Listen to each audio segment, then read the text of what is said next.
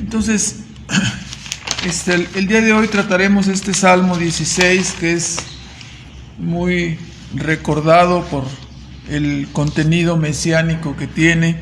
Cuando decimos contenido mesiánico, se trata de que tiene información y que tiene muchos datos tocante al Mesías que habría de venir, el Mesías prometido al pueblo de Israel, y que a la postre se convertiría en el Salvador de los pecadores de todas las naciones, ¿verdad? De nuestro Señor Jesucristo. Este salmo fue compuesto por el rey David alrededor del año 1000 antes de Cristo. Es conocido, a veces los salmos tienen algunas anotaciones, es conocido como el Salmo de Oro de David, y aparece ahí abajo de donde está indicado el Salmo 16, Mictam de David. Respecto a esta palabra Mictam, que a veces eran, como hemos visto, indicaciones para los que tocaban los instrumentos, para los que cantaban, no se conoce con precisión su significado. Algunos argumentan que la palabra deriva de otra palabra que significa grabado o esculpido, el trabajo que hace el escultor. Y los que así piensan que deriva de esta palabra de grabado o de esculpir, sostienen que es muy posible que el salmo haya estado escrito o grabado en oro y probablemente colgado en algún lugar visible en el templo. Otros entienden que la palabra Mictam procede de otra palabra parecida que quiere decir misterio o algo escondido, algo que está oculto y que nadie puede entender. Y entonces tan solo lo etiquetaron simplemente como Mictam de David, o como algo oculto, algo escondido aquí del salmista. Agraciadamente, como hemos visto en la lectura de hoy, ahí en Hechos, en el capítulo 2, 14 al 20 que acabamos de leer, tanto el apóstol Pedro en su primer sermón, como más adelante el apóstol Pablo, sin perder ahí y Salmo 16, vean Hechos 13, por favor, en el versículo 35, Hechos 13, en el versículo 35, donde el apóstol Pablo está predicando en la sinagoga de Antioquía de Pisidia, y él dice, desde el versículo 33, dice el 32, nosotros también nos anunciamos el evangelio de aquella promesa que fue hecha a los padres, la cual Dios ha cumplido a los hijos de ellos, es decir, a nosotros, resucitando a Jesús, como también en el Salmo 2 está escrito, mi hijo eres tú y yo te he engendrado hoy, y que le levantó de los muertos para nunca más volver a corrupción, así lo dijo, os daré las misericordias fieles de David. Por eso también en otro lugar dice, no permitirás que tu santo vea corrupción, ¿verdad? Entonces, tanto el apóstol Pedro en su salmo, en su predicación en el capítulo 2 de Hechos, como Pablo en su predicación en Antioquía de Pisidia, en la sinagoga, desentrañan el misterio mostrándonos que el Salmo se refiere a Cristo y se refiere específicamente a su resurrección, ¿no? Entonces, este Salmo 16 se refiere a eso. Sin perder ahí, en el Salmo 16, vea 2 de Samuel, por favor, en el capítulo 23, al final de la 2 de Samuel, casi, nos dice en el capítulo 23, versículo 1, estas son las palabras de David siendo profeta, ¿no? Y nos dice aquí, estas son las palabras de David. Dijo David, hijo de Isaí, dijo aquel varón que fue levantado alto, y fue levantado alto, puesto que él era un pastor de ovejas y fue convertido en un gran guerrero y finalmente en el rey de Israel, además de todo su ministerio como profeta. Ahora, el ungido del Dios de Jacob, el suave en cánticos de Israel. ¿Qué es lo que dice? Dice, el Espíritu de Jehová ha hablado por mí y su palabra ha sido en mi lengua, ¿no? Es decir, soy un profeta, es lo que está diciendo, ¿no? Y Dios me ha usado para hablar cosas que sucederían en el futuro. Así este salmo, escrito 1000 años antes de Cristo, nos habla ya como nosotros lo podemos ver con claridad meridiana de la resurrección de Cristo, ¿verdad? Que su alma no sería dejada en un estado, es lo que quiere decir la palabra Seol, lo que quiere decir la palabra del Nuevo Testamento Hades. Seol es la palabra usada en el Antiguo Testamento, Hades, la palabra usada en el Nuevo Testamento, que quiere decir el estado de las almas sin cuerpo. Eso es lo que quiere decir esta palabra. El estado de las almas sin cuerpo. Es decir, no dejarás para siempre mi alma. Algunos malentienden, ¿no? Bueno, si el estado del alma es condenación, pues la palabra Seol será condenación para la persona, ¿verdad? Si el estado del alma de la persona es de salvación, su estado de Hades es estado de salvación. Es la condición de las almas sin cuerpo. Es lo que quiere decir Seol, lo que quiere decir Hades, ¿no? Entonces, cuando dice no dejarás mi alma en el Hades, aquí hay ya ven que casi no hay controversias, o sea, casi de todo hay controversias, ¿no?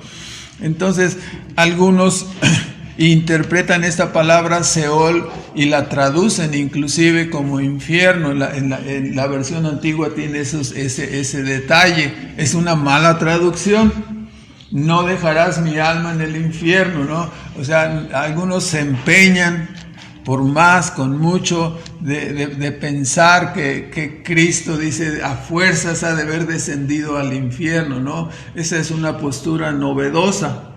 La historia verdadera es que Cristo sufrió el infierno en la cruz del Calvario, ¿no? La oscuridad, ¿sí? El abandono de Dios, ese es el infierno, ¿no?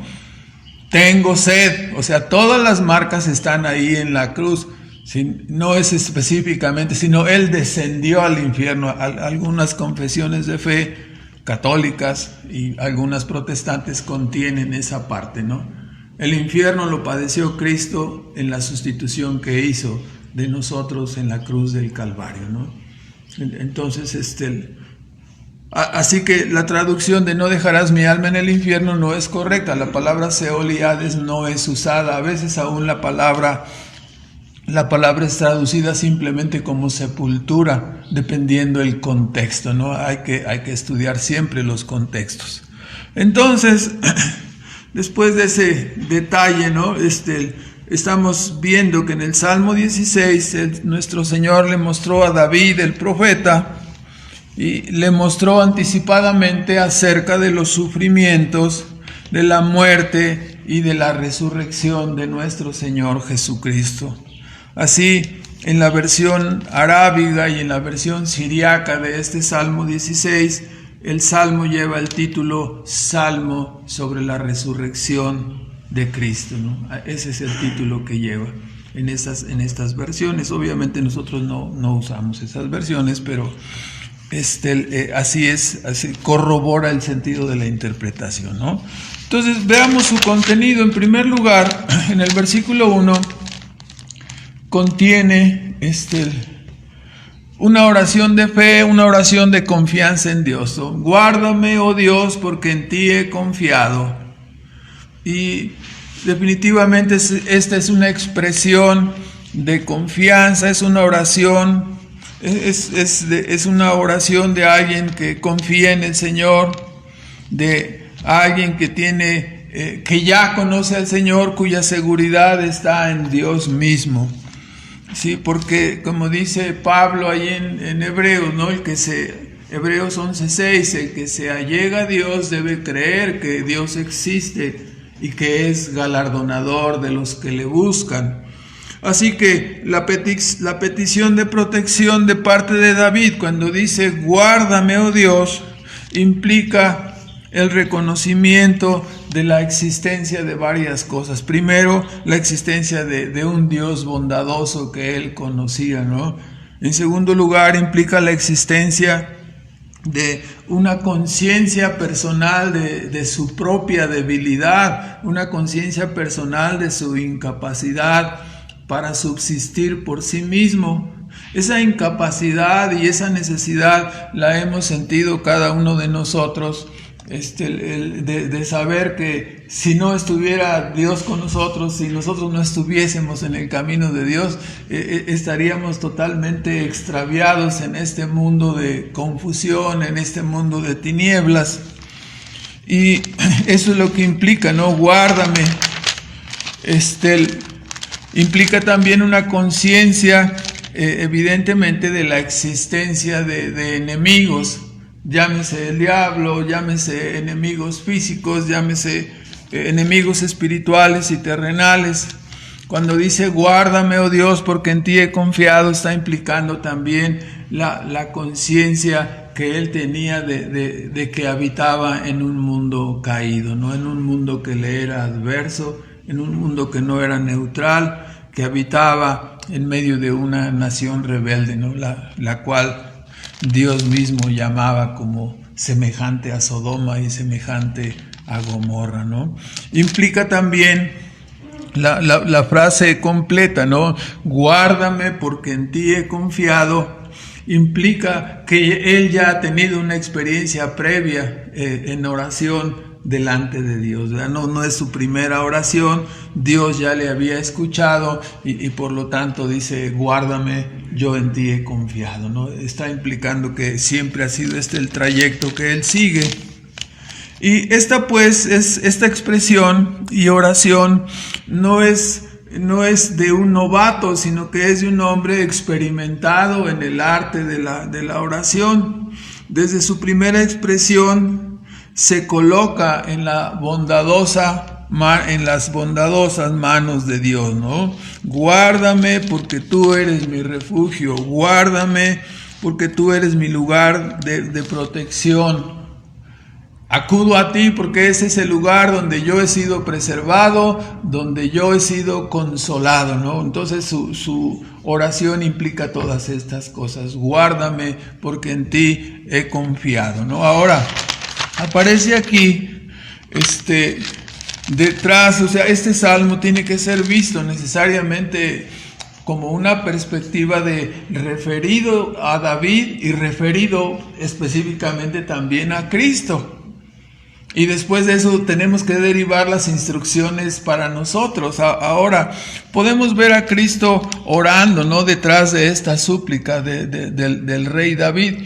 Y podemos verlo orando en su vida terrena a nuestro Señor Jesús, a nuestro Salvador, ¿no?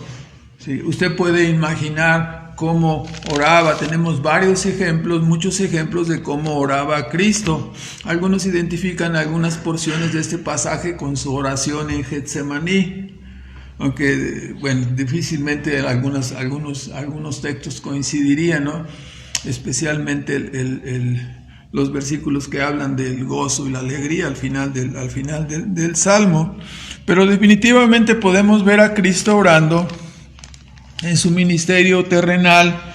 Vea usted, por ejemplo, en Juan 12, en el versículo 27, cuando a veces oramos y decimos, guárdame porque en ti he confiado. Pero esta palabra, guárdame, tiene un sentido, ¿no? De que nosotros tenemos confianza en lo que Dios ha determinado para nosotros. Esto quiere decir, por ejemplo, cuando encontramos a Jesús después de la entrada triunfal en Jerusalén, en el capítulo 12 del Evangelio de Juan, en el versículo 27, escuchamos, ¿no? Como dice Jesús, ahora está turbada mi alma. O sea, se encontraba en un estado de estrés, de abatimiento, de turbación. ¿Y qué voy a decir? Dice, ¿qué diré?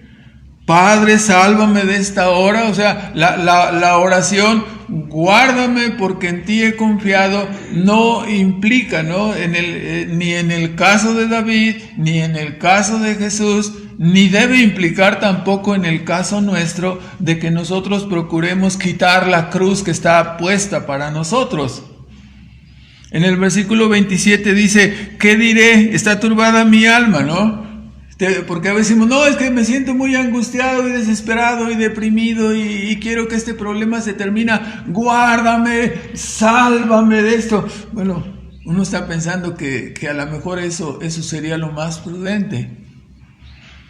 Pero finalmente tenemos que inclinar nuestra oración delante del Dios soberano, ¿no? Guárdame, es decir, cumple tu voluntad, ¿no? Como Cristo dice, ¿qué voy a decir? Aquí estoy turbado. ¿Y qué voy a decir? ¿Voy a pedir acaso, Padre, sálvame de esta hora? Si para esto he venido. Entonces, podemos encontrar, ¿no? Que esta petición es en realidad una petición de fortaleza para enfrentar el obstáculo o la circunstancia que estamos viviendo, ¿no? Sea la cruz, sea lo que nos toque. En realidad estamos diciendo cuando oramos no que queremos quitar lo que Dios quiere de nuestra vida, sino que queremos que nos dé fortaleza para resistir y para cumplir la voluntad de Él, ¿verdad? Eso es lo que más debe apurarnos, ¿sí? Cumplir su voluntad. Sea hecha tu voluntad. ¿Sí? Si usted lleva sus pensamientos a la oración, cuando Cristo enseñó el Padre Nuestro a los discípulos, ¿qué es lo que dice? Enséñanos a pedir para que las cosas sean hechas como nosotros queremos. No es así, ¿verdad? La oración dice, Padre Nuestro, sea hecha ¿qué? Tu voluntad, no la mía. Un creyente es alguien que ha entendido que la voluntad de Dios es lo mejor para cada uno de nosotros. ¿Sí? Un creyente verdadero ha entendido que jamás pedirá que se hagan las cosas como yo digo, que suceda lo que yo quiero.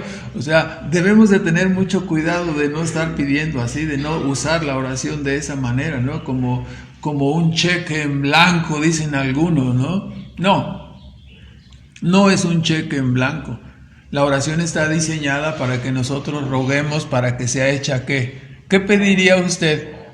Usted ya conoce la palabra, usted ya conoce a Dios, usted ha conocido el perdón de pecados en Cristo Jesús.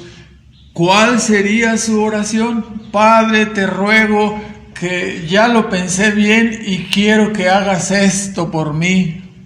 ¿Sería una buena oración? No. Si tú ya entiendes que el consejo de Dios es sabio, entonces ¿qué sería lo que pediríamos? Que no sea hecha mi voluntad respecto de este asunto ni de ningún asunto, sino que sea hecha ¿qué? Tu voluntad, ¿verdad? Guárdame, me encomiendo a ti, en ti está mi alma. Guárdame porque en ti he confiado. Yo sé que lo que tú has determinado, no importa que en su momento me parezca a mí bueno, estresante o difícil, lo que tú has determinado para mí en mi vida, eso haz. ¿Sí? Solo fortaléceme para que yo pueda caminar en obediencia en medio de cualquiera que sea esta circunstancia, ¿no? Que sea hecha tu voluntad y no la mía. Entonces, si nuestro Señor Jesucristo, siendo santo, justo, impecable, oró para ser fortalecido en su labor, en el proyecto de la redención, podemos preguntarnos cuánto más nosotros, débiles e imperfectos seguidores, hemos de orar continuamente, ¿no? Para decir, Señor, guárdame, no me vaya yo a salir del camino, ¿no? Ustedes saben, bueno, algunos de ustedes saben, creo que la mayoría, algunos de los textos favoritos desde Génesis hasta Apocalipsis, ¿no? Pero algunos de ellos donde dice, te pondré en un camino, ¿sí? Donde ni el más torpe ni el más tonto se extraviaría, ¿no? Ese pasaje me gusta porque como me conozco, yo sé que puedo salirme en cualquier momento del camino, ¿no?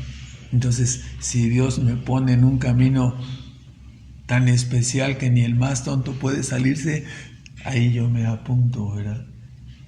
Sí, para no fallar.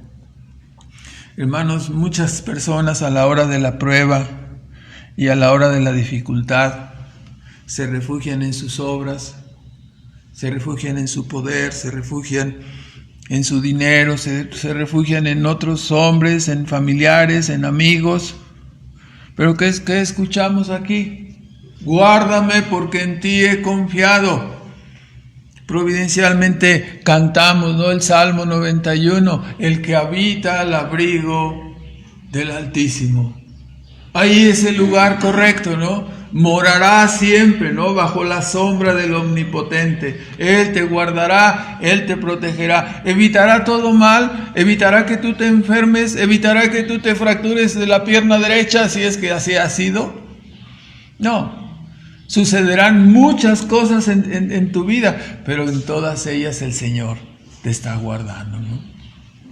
Ahora, en segundo lugar, encontramos después de este versículo 1, de esta oración, de esta expresión de esta oración pidiendo protección. En segundo lugar, vemos desde el versículo 2 hasta el versículo 4, una confesión del Dios verdadero, ¿no? En contraste con los ídolos. Este pasaje, este Salmo 16 es especialmente difícil de trazar en sus divisiones, ¿no? Entonces, especialmente aquí yo estoy trazando esta división partiendo de la traducción del versículo 2 en la versión antigua, el cual quiero que ustedes escuchen, ¿no? O sea, la versión 60 dice: dijiste, oh alma mía, Jehová, ¿sí?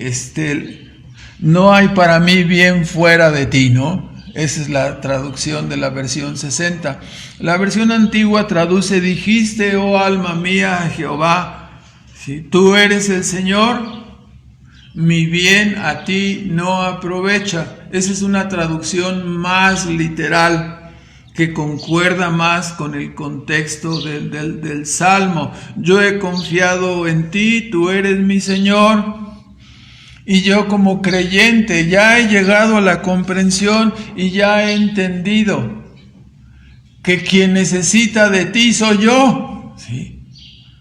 Que yo no te puedo dar nada, ¿no? Salvo en una iglesia de corte antropocéntrico, salvo en una iglesia de corte humanista, usted puede entender, ¿no? Que el pensamiento completo de la Biblia es teocéntrico, no es antropocéntrico. La Biblia no es la historia de lo que el hombre puede hacer por Dios, ¿no? La Biblia no es la historia de lo que el hombre ha hecho para controlar y para manejar el asunto de la divinidad, no. La Biblia es la revelación de la palabra de Dios. La Biblia es la revelación de Dios mismo a los hombres, como su dueño soberano, como su creador, como el Señor de sus vidas. Y cada hombre que verdaderamente sigue a Dios debe entender bien en su mente y en su corazón que nosotros no podemos darle nada a Dios, que Dios no nos necesita. Ese es el punto aquí.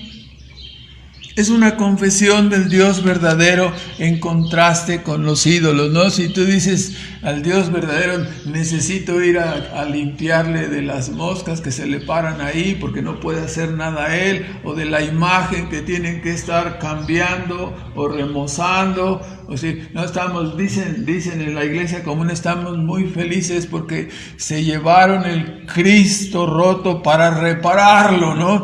Sí, usted puede circular de aquí al Penal y encontrará en algunos días una camioneta ahí en el barrio, en el poblado de San José el Alto, ¿sí? Donde con letras grandes, bastante mal hechas por cierto, pero dice ahí: se arreglan niños dioses, ¿no? Entonces usted puede comprender lo que estamos diciendo, ¿no? No es eso de lo que hablamos en la Escritura, ¿verdad? Aquí el Dios verdadero dice, ¿sí? Mi bien, el salmista dice: mi bien a ti, Dios, no te aprovecho. O sea, no me estás obligando a servirte, no necesitas de mí, tú no creaste el cielo y la tierra para que para que los hombres lo usaran simplemente y te utilizaran a ti. ¿Sí? No lo creaste porque te sentías, algunos llegan a decir, no, es que Dios creó porque se sentía solito, ¿no? No, es un terrible error. Entonces, la versión más atinada, la traducción más atinada es: mi bien a ti, tú eres el Señor, mi bien a ti, Dios, no aprovecho. O sea, lo que yo haga no puedo hacer algo para ti, ¿no? Esto concuerda, si usted lo puede ver en algunos salmos, algunos textos en Job, por favor, en el capítulo 22 y en el versículo 2, están aquí las preguntas que usó Elifaz temanita, ¿no?, para hablarle a Job y a sus demás amigos. Dice en el versículo 2, ¿traerá el hombre provecho a Dios? Una pregunta muy interesante, ¿no? ¿Traerá el hombre provecho a Dios? Y luego Eliú en el capítulo 35 igualmente pregunta en el versículo 6 y en el versículo 7. Dice Eliú, regañando a los consejeros molestos, en el versículo 5 dice, mira a los cielos y ve, y regañando a Job también, ¿no? Y considera que las nubes son más altas que tú. O sea, ya ponte en esa posición, ¿no? Si pecares, ¿qué habrás hecho contra Dios? Y si tus rebeliones se multiplicaren, ¿qué le harás tú? O sea, ¿le vas a hacer algún daño? ¿Le vas a causar algún daño a Dios? Y si fueres justo, ¿qué le darás a Él? ¿O qué recibirá Él de tu mano? Estamos en los mismos términos, ¿no? El Dios verdadero, dice el salmista, entiende correctamente, mi bien a ti no te aprovecha, ¿no? Tú no deseas ni mi casa, ni mi carro, ni nada de mí que hay en mí. No hay nada en mí que pueda hacer algo para controlarte. Yo recuerdo hace muchísimos años, cuando empezaba, como ustedes saben, empecé a escuchar del Evangelio en una iglesia carismática, pentecostés, y recuerdo que alguien me regaló un libro y me dijo, no me lo regaló nadie, yo lo compré, tristemente, ¿no? Pero resulta que el libro recomendaba, era el libro para la oración, y el libro recomendaba que cuando uno orara, pusiera la cara de mayor compunción posible, así como para persuadir a Dios de que le respondiera, ¿no? Ahora que recuerdo todas esas cosas, digo, ¿dónde andaba yo metido, verdad? ¿Qué cosas estaba haciendo, no? ¿Voy a persuadir a Dios? La viejita el viejito con su condición terrible es un argumento para hacerle una torcedura a Dios, para obligarlo a hacer algo. Dios dice, yo estoy por encima de todas esas cosas, ¿no? Mi bien a ti, dice, el salmista lo entendía y cada uno debemos entenderlo. No podemos traerle provecho a Dios. Dios no se beneficia. No, es que a Dios le conviene porque que él ha de salir beneficiado con las ofrendas, ¿no? Sí, seguramente. Sí.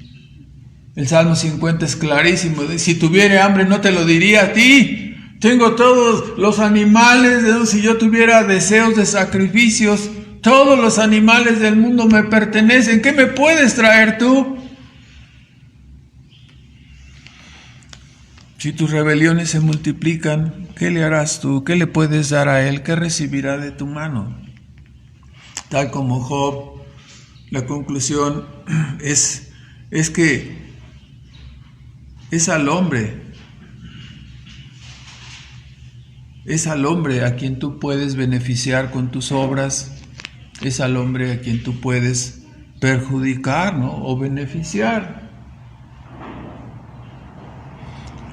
O sea, Dios está por encima de todo ello. Usted puede encontrar en el Hechos 17 un comentario similar cuando el apóstol Pablo predicaba y decía él que el Dios que hizo los cielos y la tierra no habita en templos hechos de manos de hombre. Versículo 17-25 de Hechos.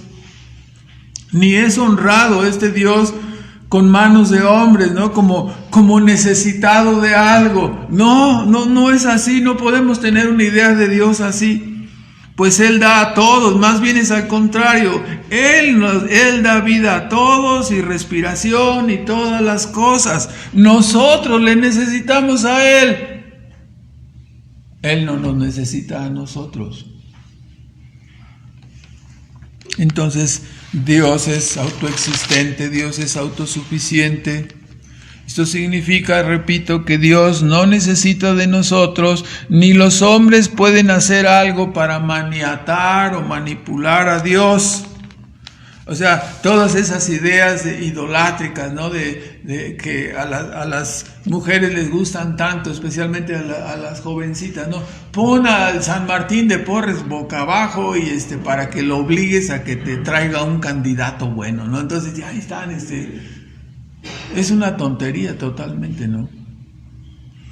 Sí. Dios no necesita nada de nosotros. Un hombre puede controlar a otro hombre, pero Dios no es controlable por los hombres.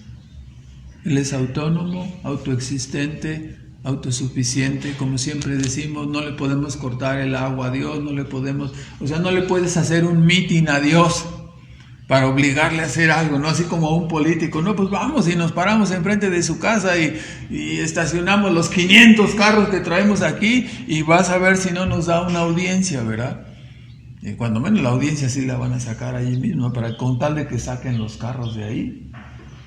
No sabemos qué le va a contestar, dependiendo el año en que esté histórico de México, podríamos decir si funcionaría eso o no, pero no estamos hablando de ese tema. Entonces, el bien y la bondad que hacemos es para los santos, para los hermanos. Para ellos toda mi afición, dice David, para ellos toda mi complacencia. Mi bien a ti no aprovecha. Es a mis hermanos, es a los que tengo, a los hombres como yo.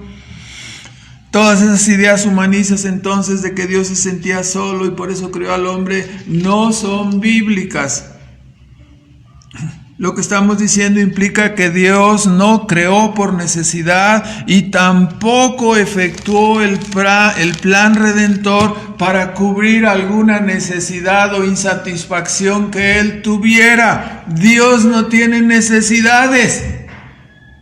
Pudo haber no creado nada y pudo haber no realizado ningún evento redentor. Entonces, el Señor hubiera continuado en perfección y felicidad por todas, y utilizo intencionalmente la palabra, ¿no? Por todas las eternidades, para que nos entendamos mejor, ¿no? Él hubiera continuado por toda la eternidad en total y plena satisfacción, sin crear los cielos y la tierra, ni a los seres humanos, ¿no? Entonces, en contraste con este Dios soberano, dice el salmista, ¿qué son los ídolos? No, dice, yo no me quiero ni mezclar con los ídolos, no quiero participar en la adoración de los ídolos sordos, ciegos, mudos, cojos, que tienen ojos y no ven, oídos y no oyen. No quiero ser parte de esa adoración, jamás voy a estar ahí en medio de esa adoración, dice el salmista. Vean ustedes versículo 4. Se multiplicarán los dolores de aquellos que sirven diligentes a otro Dios con minúscula. Yo no ofreceré sus libaciones de sangre, ni en mis labios siquiera quiero tomar sus nombres, no los quiero ni mencionar. Sabemos que en los sacrificios paganos muchas veces se usaba que bebieran la sangre, no solamente derramarla sino en un sacrificio, sino beberla. Entonces, yo no quiero hacer ninguna de estas cosas, ¿sí? Y dice David, ni siquiera quiero tomar en mis labios. Sí, el nombre, ¿no? El nombre. Ellos, el nombre de ningún ídolo ni nada. Dice, padecerán ellos, por lo tanto, las consecuencias de haber cambiado la verdad por la mentira y por honrar a las criaturas antes que al Creador, ¿no? Entonces, en tercer lugar, vemos a partir del versículo 5 y hasta el versículo 7 una expresión de contentamiento, ¿no? Contentamiento con la heredad. O sea, yo sé que tú eres el Rey soberano, mi bien a ti, no te puedo yo hacer ningún beneficio, es a los hombres como yo a los que puedo realizar y ayudar, y ¿sí? Rechazo a los ídolos, no quiero ni siquiera mencionarlos, usar mi boca para pronunciar sus nombres. En cambio, del versículo 5 al 7, el salmista empieza a decir, tú eres mi porción, ¿no? Tú eres mi heredad, tú eres todo lo que tengo, ¿no? El contentamiento expresado por el salmista en estos versículos es admirable, ¿no? Usted puede colocar estas palabras en la boca de David, o puede colocar estas palabras, como hemos visto, en la boca de Cristo, ¿no? Diciendo, la heredad que me ha tocado es maravillosa, mi porción es Jehová, ¿sí? Y yo espero que cada uno pueda tomar eso para sí mismo y decir, la heredad que Dios me ha dado, la historia de vida que Dios me ha dado, todo lo que yo soy, estoy contento y feliz con lo que Dios ha hecho con mi propia vida. No tengo nada que reclamarle a Dios, no tengo nada que decirle a Él. Jehová es la porción de mi parte, de mi copa. Él sustenta mi suerte, ¿no? Él ha sacado, ¿no? Hablando de la idea de las varias oportunidades que hubieran podido estar en mi vida, Él ha sacado mi suerte, ¿no? O sea, ya usted ha ido a la feria alguna vez, están ahí los pajaritos, ¿no? Tiene un montón de papelitos y agarran al animalito y agarra dice, Jehová ha sacado lo que ha sucedido en mi vida. No puedo decir, no, fue culpa de fue culpa de aquel. Algunos le echan la culpa a su mamá, a su papá, a sus parientes, al doctor, a quien sea, ¿no? El salmista está feliz y dice, estoy contento con la heredad que Dios me ha dado. De acuerdo con la historia, vean Números 18:20, por favor. Números 18:20. Cuando el Señor entregó la tierra prometida y se distribuyó la tierra, dice que Jehová dijo a Aarón, a la tribu de Leví, ¿no? Jehová dijo a Aarón, 18:20 de Números, de la tierra de ellos no tendrás heredad, no te va a tocar nada, ni unas cuantas hectáreas, nada. Ni entre ellos tendrás parte. Eso es algo que han de haber sentido un poquito bochornoso al principio, ¿no? Que lo escucharon. Pero luego dice, porque yo soy tu parte y tu heredad en medio de los hijos de Israel, ¿no? Si uno preguntara, ¿cuál tribu hubiera usted escogido para estar en ella? No, les tocó más a los de Efraín,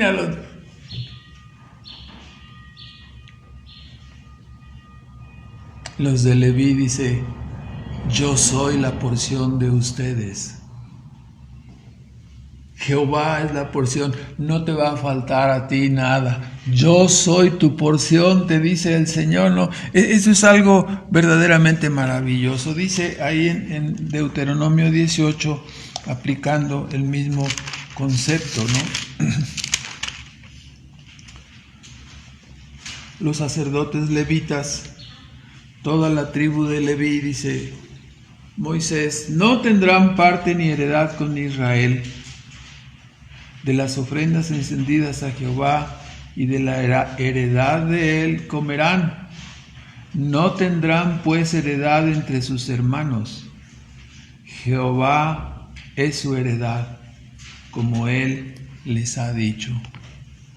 Entonces, aunque David pertenecía a la tribu de Judá, se apropia de la ilustración para expresar que por sobre todas las cosas el Señor es su heredad. Claro, David no habla de sus casas, de su palacio, de sus riquezas, de sus caballos. No está considerando que Dios lo sacó de detrás de la majada para hacerlo guerrero y rey. Tampoco está hablando de la autoridad y poder que él tenía como rey. En realidad está hablando de lo que abundaba y pesaba más en su corazón, diciendo: Jehová es la porción de mi parte y de mi copa, tú sustentarás mi suerte. Tú, Dios, tú que me guardas, tú sustentarás mi suerte. La idea de las cuerdas me cayeron en lugares deleitosos y es hermosa la heredad que me ha tocado. Habla de la repartición de las tierras, ¿no? Está hablando de la repartición de las tierras, porque se usaban cuerdas para medir los lugares que le iba a tocar a cada una de las tribus de Israel. O sea, no le puedes mover tantito la cuerda para acá que abarque la parte del río que está aquí, para que quede. Dice, no, las cuerdas cayeron en el lugar exacto, ¿no? Si me tocaron montañas, piedras, lagos, desierto, ¿no?, que abundaba por allí. El río estaba por ahí, ¿no? Entonces, en realidad David habla de lo que Dios había puesto en su corazón. Había aprendido a amar a Dios sobre todas las cosas. Hermanos, siempre se dice, ¿no?, cuando tú amas el dinero, cuando tú amas las cosas materiales, sí, estas cosas se van a alejar de ti, ¿no? Dios las va a quitar de ti. Si tú amas a Dios, todas las cosas te serán dadas, ¿no?, como una añadidura. No tendrás de qué preocuparte. ¿Me explico? Pero si está, como dicen en el mundo, ¿no?, si estás persiguiendo la chuleta, si estás persiguiendo el dinero, si estás persiguiendo, no te vas a olvidar de Dios, ¿no? Pon a Dios en primer lugar y todas las demás cosas, sí, ocuparán el lugar adecuado, ¿no? Aquí escuchamos a David, está poniendo delante lo que él más aprecia sobre todas las cosas. ¿Qué es lo que más aprecia? Ser un creyente, ser un hijo de Dios. Que el Señor, quien sea el que saque su suerte, no pide dame esto, dame aquello. Usted le recuerda, ¿no? Ahí está ese muchachito que llevó a llevarle la comida a sus hermanos, ¿no? Y oye a ese hombre despiadado, a ese gigante, diciendo, ¿no?, y ofendiendo. No le estaba ofendiendo a él. Dijo, ¿cómo puede hablar este incircunciso contra el Dios viviente? ¿Qué hay que hacer? Llévenme delante del rey, porque yo voy a enfrentar a este incircunciso. No puede venir y ofender al ejército del Dios vivo. Él no estaba pensando, oye, pero pesa 300 kilos, quién sabe cuánto pesaría este hombre, ¿no? Él dice, no, está ofendiendo al Dios viviente. Se amaba al Señor, ¿verdad? Amaba al Señor. Entonces, como estamos diciendo, se supone que los territorios otorgados y repartidos como heredad eran medidos y señalados con cuerdas, así que el acomodo de cuerdas para mi vida es correcto, es hermoso lo que Dios me ha dado para mi vida, ¿no? Es lo que está diciendo David. Él es mi porción, no me importa tener un reino más grande, más territorios. El Señor es mi heredad. Pero David, hay otras naciones que conquistan y se expanden y el Señor es mi porción, el Señor es mi heredad. El asunto se torna en el versículo 7 en un profundo agradecimiento diciendo, bendeciré. Es hermosa la heredad que me ha tocado, por lo tanto bendeciré a Jehová que me aconseja. aún en las noches me enseñan mis riñones. La idea en la antigüedad era que la parte central de nuestro organismo, ¿no? Los riñones, toda esta parte central, era donde estaba el depósito del alma, de los pensamientos. Entonces por eso dice, me enseñan mis riñones, ¿no? Es decir, no había todo lo que se ha descubierto ahora sobre cómo funciona el cerebro y todo lo demás, ¿no? Ahora, desemboca en un corazón dispuesto a bendecir a Dios, bendeciré a Jehová que me aconseja, ¿no? Al momento, hermanos, de quitar a David y considerar a la persona más preciosa que ha pisado la faz de la tierra, nuestro Señor Jesucristo, y usted pone estas palabras ahora en sus labios, considerando su humillación, considerando su encarnación, considerando cómo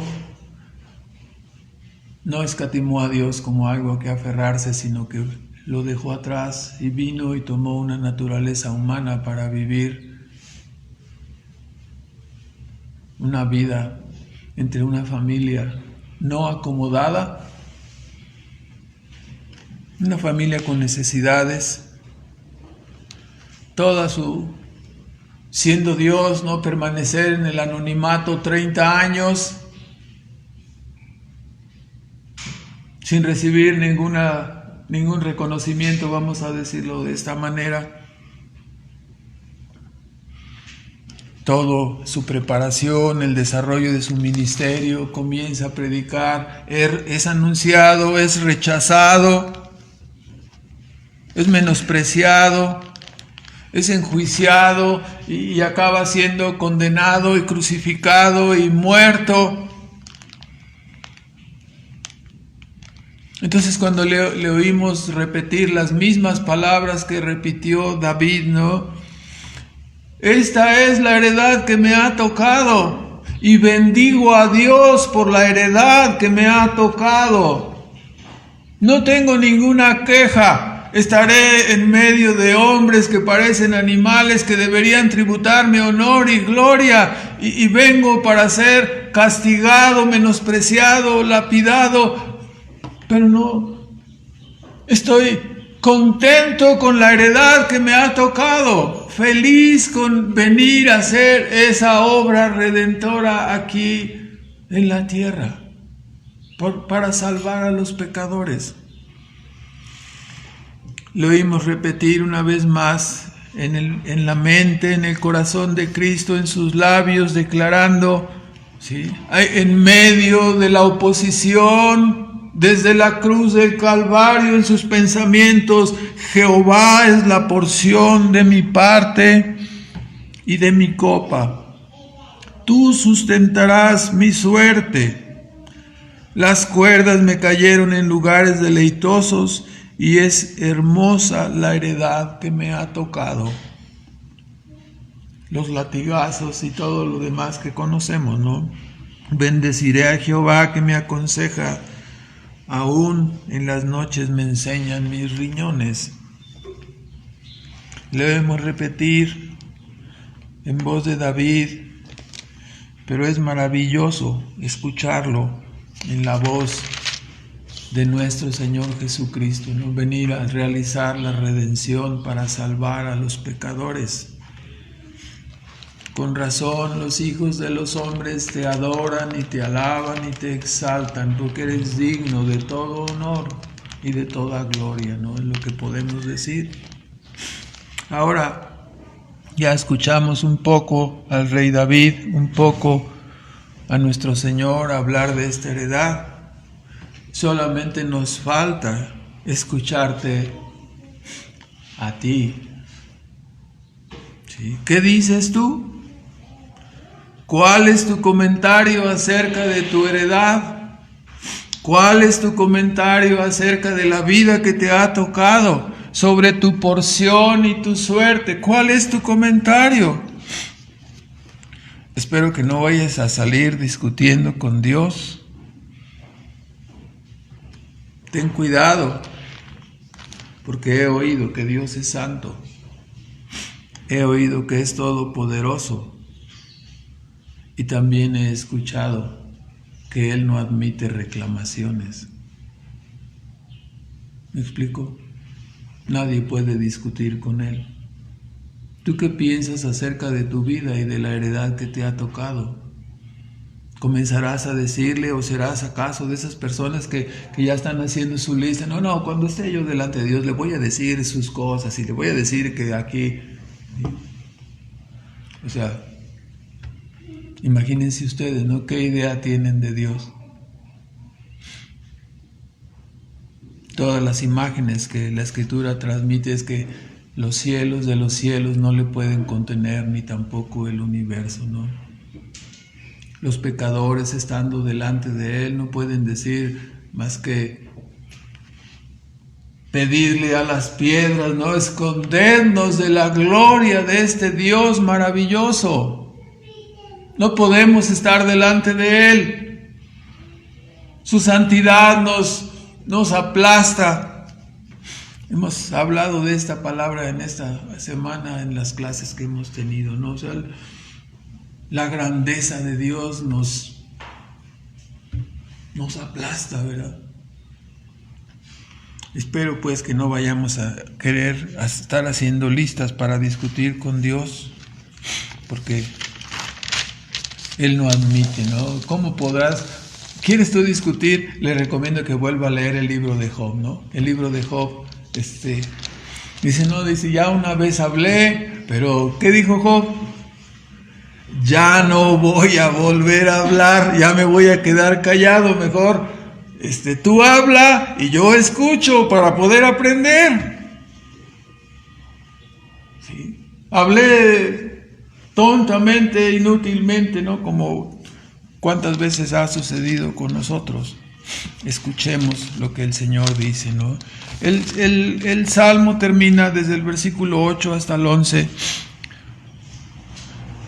señalando el camino de la fe como el secreto de la victoria, ¿no? Este no es nuevo para nosotros, ¿no? En la Escritura, en el Nuevo Testamento, dice que Cristo, por el gozo puesto, la esperanza puesta delante de Él, soportó todas las cosas, ¿no?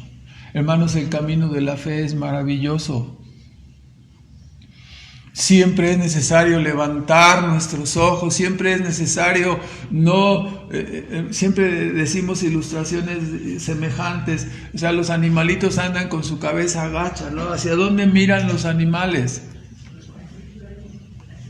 Hacia el suelo, hacia la tierra, ¿verdad? Y los hombres podemos mirar hacia el cielo. No somos iguales que los animales, ¿verdad? Estamos hechos a imagen y semejanza de Dios, señoreamos, tenemos cierta soberanía en nosotros mismos, cierta grandeza, entre comillas, ¿no?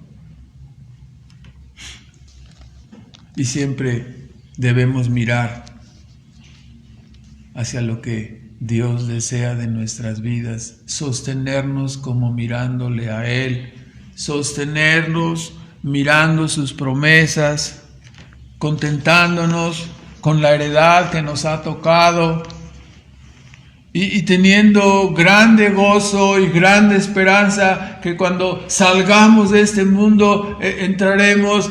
Lo que podemos leer es increíble, hermanos, léalo, dice: yo he puesto a Jehová siempre delante de mí, ¿sí? Lo veo siempre, porque está a mi diestra, así me sostengo. Ninguno de nosotros ha pasado todas las atrocidades y pruebas que atravesó nuestro Señor Jesucristo, pero ¿quiere saber cómo se sostuvo en medio de ellas? Dice: porque está a mi diestra, yo lo veía, tenía mi mirada en Él. Por eso, porque Él me sostuvo, por eso pude caminar y cumplir todo este proyecto, ¿no? Porque está a mi diestra, no seré conmovido. Se alegró mi corazón y se gozó mi gloria. Y entiendo, ¿no? Es uno de los eventos más terribles que nos va a tocar atravesar. ¿Cuál es? La muerte.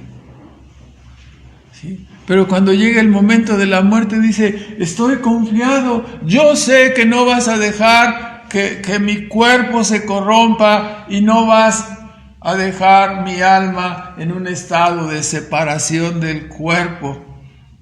Para siempre no va a ser eso. ¿Qué va a suceder? Me darás la vida, o sea, me resucitarás. Cristo estaba hablando de su muerte. Y Dios puso esto en la mente, en la palabra del salmista, y dice, no dejarás mi alma en el Seol, traducido aquí como sepulcro, no dejarás mi alma así vagando en la nada, ¿no? Ni tampoco permitirás, en este caso, que tu santo vea corrupción, ¿no? Que mi cuerpo se corrompa. Dice, me mostrarás la senda de la vida. Hartura de alegrías hay contigo, ¿no? Con tu rostro, y deleites a tu diestra para siempre, ¿no? Entonces, podemos escucharlo, la parte, aunque sea la parte más difícil, sin menospreciar los tiempos de prueba. La parte más difícil que tenemos que enfrentar es a la salida de este mundo, lo que llamamos muerte, ¿no? La separación. Pero no solo en este evento de la muerte, en el que tendremos que enfrentar, sin tocar en ese momento la manera en que nos tocará terminar. Pudiera ser viral, pudiera ser algo traumático, ¿no? Doloroso, un accidente, pudiera ser una enfermedad, pudiera ser tortura, no sabemos. Pero el hecho de tener que esperar también, ¿no? No solo la muerte, pero el hecho de tener que esperar hasta el tiempo que recuperemos nuestro cuerpo, ¿no? Gracias a Dios no estaremos desnudos.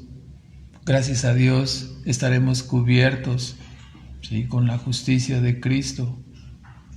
Y aguardaremos hasta el tiempo del Señor para recuperar nuestro cuerpo, ¿verdad? Ahora, por boca de David, y más concretamente por el ejemplo de Cristo, vemos lo que sucederá al momento de nuestra muerte, ¿no? Nuestro cuerpo, ¿sí? Dice Pedro y dice Pablo también, ¿no? Especialmente Pedro, estas palabras usando el argumento de la mesianidad y la declaración del salmista. Aquí en el Salmo 16 dice Pedro, estas cosas son la prueba de que Jesús era el Mesías, porque del rey David ahí está su sepultura y nosotros sabemos que se corrompió y no subió él al cielo, pero Jesús resucitó delante de nosotros y fue ascendido, ¿no? El que vosotros crucificasteis y matasteis, Dios le ha hecho Señor y Cristo. Dice que cuando oyeron esto y lo comprendieron, fueron compungidos de corazón, ¿no? Humillados, conducidos al arrepentimiento, al entender estas cosas. Entonces, vemos en la vida, la obra, la muerte, la resurrección de Cristo. Podemos ver con esperanza nuestra muerte y nuestra resurrección futura, ¿no? Porque le miramos a Él, porque miramos su obra, porque miramos lo que pasó en Él. No fue hecho esto en un lugar escondido donde nadie lo hubiera podido saber. Ha quedado testificado en la palabra y nuestro destino está unido con Él. Todos los que creemos en Cristo seremos igualmente resucitados. Nuestro cuerpo será restaurado y hecho glorioso para juntarse con un alma perfecta, y así estaremos para siempre con el Señor. Es algo maravilloso, ¿no? Y Dios lo anticipa a David, lo confirma, ¿sí? en la persona y en la obra de Cristo. Y nos lo deja establecido en su palabra para que lo meditemos, lo entendamos, nos gocemos en ello. ¿Cuántas veces hemos escuchado este salmo? Dice, deleites a tu diestra para siempre, eternamente, eternamente, ¿no? El cuerpo de Jesús fue recuperado, vuelto a la vida, reunido con su alma. Eso es maravilloso. Y esta victoria, habiendo sido hecha en nuestro lugar, nos asegura nuestra victoria y nuestra resurrección final, ¿no? Que esta es la enseñanza que está aquí, anunciado de antemano a David y manifestado más abiertamente en la persona y en la obra de Cristo, ¿no? Verdaderamente. Así que cada día, hermano, levanta tus ojos, ve más allá de las cosas terrenales que pudieran ser inciertas o incómodas. Pon tus ojos en Cristo, mira el gozo y mira la esperanza que el Señor Jesús nos ha dado, ¿no? Con la resurrección, con la muerte, el perdón de nuestros pecados y la resurrección. Pon tus ojos, mira esa esperanza. Repite a tu mente en algún momento de necesidad, ¿no? Esto es lo que sucederá contigo. Nosotros vemos aquí, ¿no? Cuando dice, dijiste, oh alma mía, es ese diálogo interno que sucede en la vida de los creyentes, ¿no? Regocíjate, alma, ¿no? En el día de tu cumpleaños, dice, ya cumplí 80 y quién sabe cuánto, ¿no? Entonces, regocíjate, alma, pronto verás al Señor, pronto está más cerca ya el día de tu partida que cuando comenzaste en este mundo, ¿no? Cuando uno tiene 12 o 15 años dice, ay caray, yo ya quisiera tener 20 o 30, ya cuando pasas el límite de los 30 y córrele, ya dices, no, ya no quiero cumplir años, ya siento que ya no voy a llegar. Hermanos, tenemos una gran esperanza, ¿no? Vamos a salir de este mundo hacia el cielo. Mira el gozo y la esperanza viva que el Señor nos ha dado. Si no hubiera venido Cristo, si no hubiéramos visto el triunfo sobre la muerte, si no le hubiéramos visto ascendido y proclamado por sus discípulos, ¿cuál sería nuestra esperanza? Ninguna, ninguna. Pero verdaderamente ha resucitado el Señor, ¿no? No nos empantanemos, no nos arraiguemos en lo terrenal. Pensemos en las moradas que Cristo fue a preparar para sus hijos, para su pueblo, ¿no? Gocémonos en ello. Me voy, dice, pero voy para preparar lugar para vosotros. Seremos felices con deleites que sobrepasan nuestra comprensión, ¿no? Hartura de alegrías hay con tu rostro, hay contigo, deleites a tu diestra para siempre, ¿no? Mirando este triunfo de Cristo podemos esperar con gran fortaleza el tiempo de nuestra salida y estaremos también fortalecidos y listos para la resurrección final de nuestros cuerpos. Podemos desde ahora saborear ese gran banquete que nos espera para toda la eternidad. ¿Cómo lo podemos saborear? Por medio de la fe, ¿no? Mirando. Estamos estudiando el libro del peregrino, ¿no? Dice, desde aquí se contemplan las montañas deleitables, se ve la puerta, se ve el resplandor de la ciudad dorada, ¿no? Entre más va avanzando la vida de los creyentes, dice, a ver, les voy a enseñar un telescopio, le dijeron al peregrino, ¿no? Con ese telescopio, o sea, a ver, enfócalo y ¿qué ves? No, pues como que no vemos nada, no veían claro ni fiel ni tampoco el peregrino, ¿no? Y los ojos de la fe a veces se nublan, especialmente se nublan cuando estamos distraídos, cuando estamos afanados. Entonces nos ganan las batallas terrenales y oscurecen nuestros ojos de la fe. Tenemos una esperanza maravillosa y teniendo una esperanza estamos viendo las algarrobas aquí de las que se alimentan los marranos y estamos queriendo comer eso. Levantemos nuestros ojos, hermanos. Nuestra esperanza es maravillosa. ¿Sí? Gozo, delicias a su diestra para siempre, ¿no? Entonces podemos desde ahora saborear ese banquete que nos espera. Somos, como dijo Pablo, no más que vencedores juntamente con Cristo. Seremos guiados personalmente, ¿no? Me mostrarás la senda de la vida. El Señor mismo nos la ha mostrado, ¿no? El Señor mismo la ha caminado para que nosotros vayamos en pos de Él confiados. ¿Cuál fue el final de la persona y la obra de nuestro Señor Jesucristo? ¿Cuál fue el final? Resucitado y ascendido y sentado a la diestra del Padre, ¿no? Y juntamente con Él estaremos todos los que creemos en Él, todos los que hemos confiado en Él. Esa es nuestra línea, ese es nuestro destino, seguimos sus pisadas, ¿no? Terminamos haciendo unos comentarios. En primer lugar, es un gran honor, hermanos, y un privilegio que este maravilloso Dios autoexistente y autosuficiente nos haya concedido el privilegio de conocerle y poder adorarle. Es algo maravilloso que nos haya concedido el privilegio de conocerle y adorarle a través de su amado Hijo, nuestro Salvador, Jesucristo. En segundo lugar, es decir, somos muy privilegiados. En segundo lugar, entendemos claramente que Dios no necesita de nosotros. Hagamos el bien a nuestro prójimo.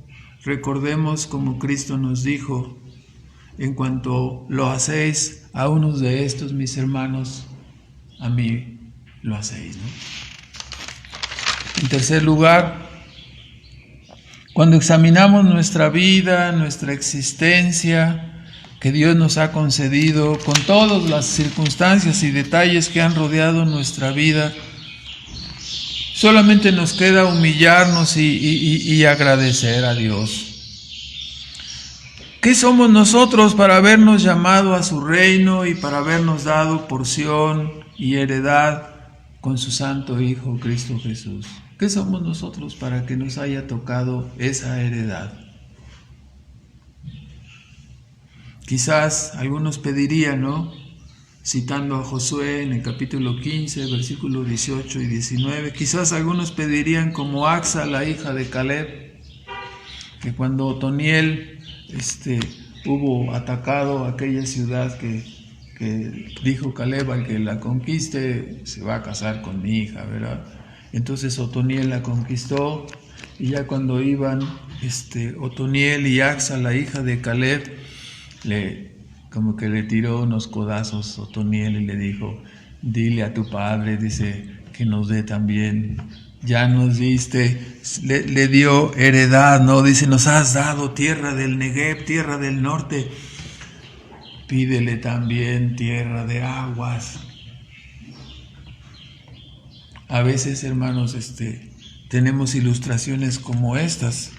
No nos contentamos con lo que tenemos, sino que estamos tirando codazos y pídele esto también y pídele esto más. En realidad queremos pedir una heredad diferente, queremos vivir una vida diferente, queremos ser otras personas, no las que somos. Queremos arrancarle a Dios: nos has dado tierras del norte, pero queremos también tierras del sur y tierras de aguas y ríos. Le jalaremos así: pues, Señor, que también queremos esto. La conciencia de cada uno dice que debemos hacer, ¿no? En cuarto lugar, hermanos, evidentemente el descontento es la reacción de Satanás y sus demonios, ¿no? La reacción de la mente inconversa. Y hemos de decir que no es nada agradable escuchar a uno que dice ser perdonado y reconciliado con Dios por la gracia divina, que comience a quejarse por su suerte, por su porción, por lo que le ha tocado vivir, por lo que ha atravesado. ¿Hubieras hecho tú mejor el reparto? Imagínate que Dios te tratara como te mereces y no con toda la gracia y la bondad que Él ha hecho para contigo. De seguro algunos rebeldes pensarán: yo hubiera querido tener otro físico, otra casa, otra cuenta bancaria.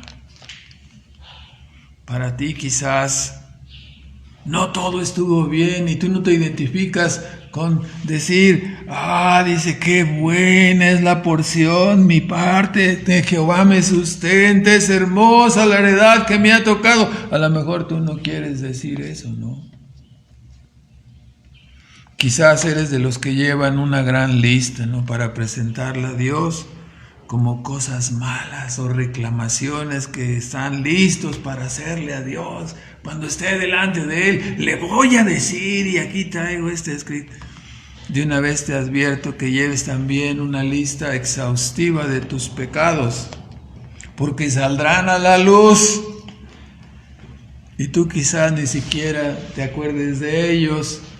Y cuando Dios te redarguya, quizás ni siquiera te acuerdes dónde dejaste tu lista de reclamaciones, ¿verdad? No habrá lugar para eso, ¿no? En quinto lugar, qué cosas y qué paradojas vemos aquí. Mientras los santos usan la noche, ¿no?, para ser enseñados por Dios, dicen: la noche me enseña mi conciencia, las lecciones, las cosas que tú me das en tu palabra, ¿no? Y otros usan el mismo espacio de tiempo para perderse en la vanidad de este mundo, en sus pecados, ¿no?, para encubrir sus malos procederes. Todo quedará manifiesto, ¿no? Todo se aclarará. En sexto lugar, leemos en Hebreos 12, en el versículo 1 al 3, después de todo el capítulo de los héroes llamados así de la fe, dice: por tanto nosotros, teniendo en derredor toda esta grande nube de testigos, dejando todo el peso del pecado que nos asedia, que nos rodea, corramos con paciencia la carrera que nos es propuesta.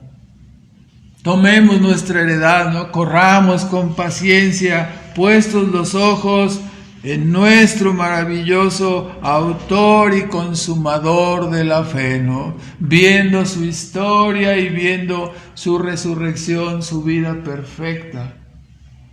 Pensando siempre, ¿no? Ahí está mi heredad, ahí está mi victoria, así saldré yo de este mundo, ese es mi destino, esa es mi herencia, esa es mi porción. Teniendo ese pensamiento, ¿no?